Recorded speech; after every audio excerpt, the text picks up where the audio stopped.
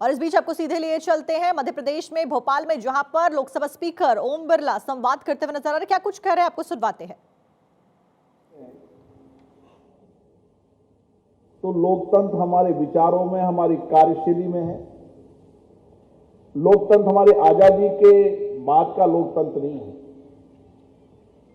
लोकतंत्र ऋग्वेद से लेकर कितने ही समय तक हमने लोकतांत्रिक प्रक्रियाओं के माध्यम से समाज में सामाजिक परिवर्तन भी किया,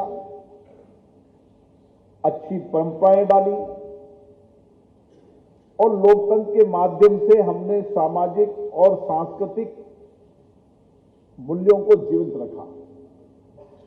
और इसीलिए लोकतांत्रिक परिप्रेक्ष्य और लोकतंत्र हमारे विचारों में, अभिव्यक्ति में, कार्यप्रणाली में। हम आजादी के आंदोलन को भी देखें तो भी हमने लोकतांत्रिक प्रक्रिया से आजादी का आंदोलन लड़ा। उस समय कोई सोच नहीं सकता था कि आजादी का आंदोलन हम जन आंदोलन के माध्यम से आजादी प्राप्त कर सकते हैं। लेकिन जन आंदोलन के आधार पर हमने आजादी प्राप्त की। जब इतिहास और विरासत लिखी जाती है तो इस जन आंदोलन के कारण आजादी का नया इतिहास आया।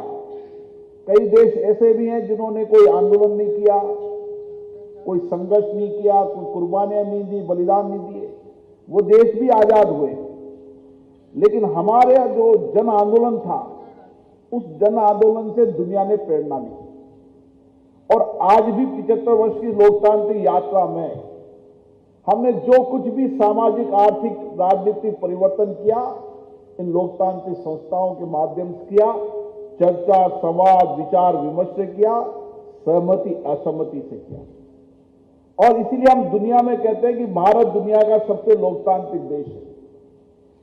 हम लोकतांत्रिक देश, हमारी परंपरा, प्रॉपर्टी, विचारों में तो है सही, लेकिन दुनिया के अंदर इतनी बड़ी जनसंख्या के अंदर निष्पक्ष रूप से चुनाव कराना, ये भी दुनिया के अंदर लोग देखते हैं।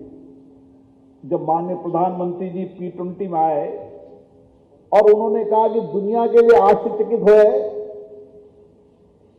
इंग्लिश में 900 मिलियन वोट। और देखिए, विधायकों को टिप्स देते हुए आप लोकसभा स्पीकर ओम बिरला को मध्य प्रदेश भोपाल में सुन रहे थे।